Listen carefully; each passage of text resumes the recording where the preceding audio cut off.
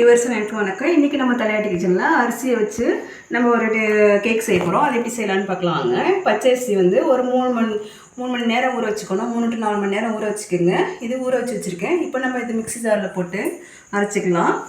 கொஞ்சம் தேங்காய் எடுத்து வச்சுருக்கேன். அதுக்கு தகுந்த 1 கப்பு வெல்லம் வச்சுருக்கேன். கொஞ்சம் முந்திரி பருப்பு, 4 ஏலக்காய் இருக்குது. இப்போ நம்ம வந்து அரிசியை வந்து ஃபஸ்ட்டு அரைச்சிக்கலாம். இது நல்லா ஒரு 3 மணி நேரத்துக்கு மேலே ஊற வச்சுருங்க.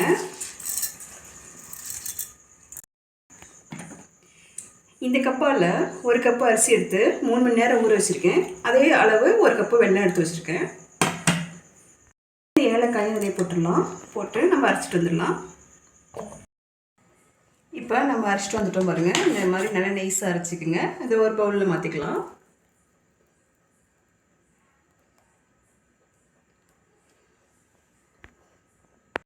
நம்ம எடுத்து வச்சுக்க வெல்லத்தை கரைச்சிக்கலாம். கொஞ்சம் தண்ணி ஊற்றி வெல்லம் பாவெல்லாம் காய்ச்ச வேண்டாம், கரைஞ்சால் போதும்.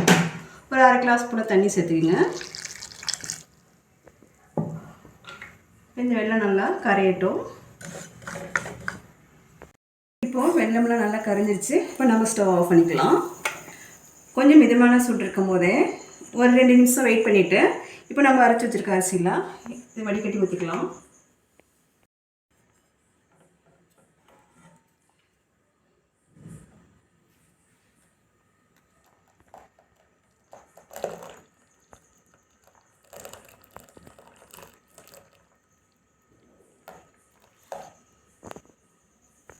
போடாமல் நல்லா கலந்துக்கலாம்.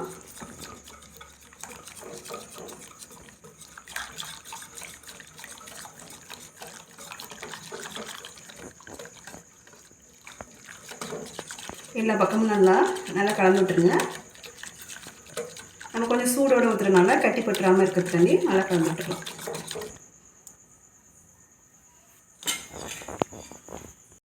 பேக்கிங் சோடா வந்து ஒரு பிஞ்ச் அளவுக்கு சேர்த்துக்கிறேன். ஜாஸ்தியாக வேண்டாம், இந்த அளவுக்கு சேர்த்தா போதும். இப்போ இதில் அதெல்லாம் நல்லா கலந்து விட்டுலாம். இப்போ நம்ம ஒரு குக்கர் வந்து கனமான பாத்திரத்தை எடுத்து வச்சுக்கலாம். ஃபஸ்ட்டு இப்போ குக்கர் காமிச்சு நம்ம தேங்காய் எண்ணெய் வேணால் ஊற்றிக்கிங்க, நெய் வேணாலும் ஊற்றிக்கலாம். நான் இப்போ கொஞ்சம் போல் ஒரு 1/2 ஸ்பூன் போல் நெய் சேர்த்துக்கிறேன்.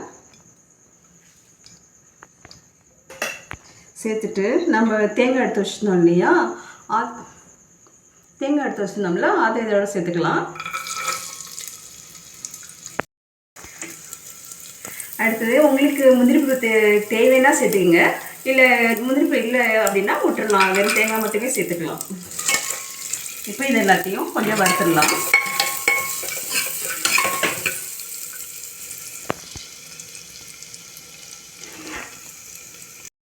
இப்போ இந்த அளவுக்கு ப்ரௌன் ஆனோன்னு நம்ம கலந்து வச்சுருக்க மாவை எடுத்து அதில் ஊற்றிடலாம்.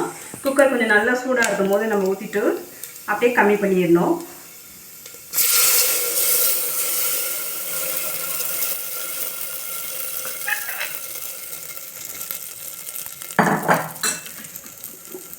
இப்போ குக்கரை ஃபுல்லாக கேஸை வந்து நம்ம கம்மி பண்ணிவிட்டு விசில் போடாமல் அப்படியே மூடிடலாம்.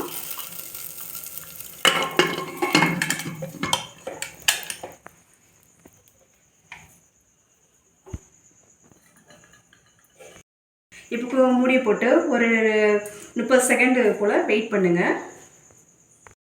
இப்போ நம்ம ஒரு 5 நிமிஷம் போல் வச்சுருந்தோம். இப்போ வெந்திருக்கான்னு பார்க்கலாம். வாங்க ஓப்பன் பண்ணி வெந்துச்சான்னு நம்ம கத்தி வச்சு பார்க்கலாம். ஓகேலாம். இப்போ நம்ம ஸ்டவ் ஆஃப் பண்ணிவிட்டு இதெல்லாம் ஃபுல்லாக சூடெல்லாம் ஆறுனதுக்கப்புறம் நம்ம எடுக்கலாம். இப்போ நல்லா ஆறிடுச்சு. நம்ம இப்போ இதை எடுத்துக்கலாம். இந்த சைடெலாம் கத்தியை விட்டு நல்லா இப்படி எடுத்து விட்டுருங்க.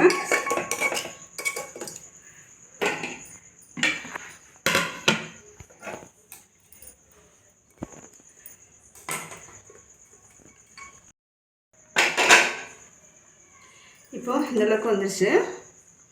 கட் பண்ணி பார்க்கலாம்.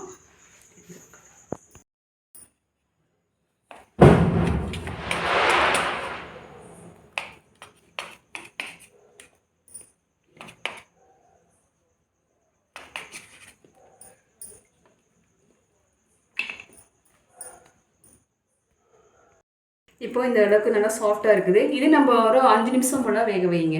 நம்ம குக்கர் எந்த அளவுக்கு ஹீட் இருக்குதோ அதுக்கு தகுந்த மாதிரி நம்ம நிமிஷத்தை கணக்கு பண்ணிக்கணும். ஒரு 5 நிமிஷம் போல் வெந்தால் போதும். இந்த அளவுக்கு ரொம்ப சாஃப்டாகவே இருக்கும். இந்த மாதிரி நீங்களும் குழந்தைங்களுக்கு செஞ்சு கொடுங்க. இந்த வீடியோ பிடிச்சிருந்துச்சுன்னா அனைவரும் பகிர்ந்து கொள்ளுங்கள். பெல் பட்டன் அமைக்காத திரைக்கு மாதிரி கேட்கிறேன். ரொம்ப நன்றி.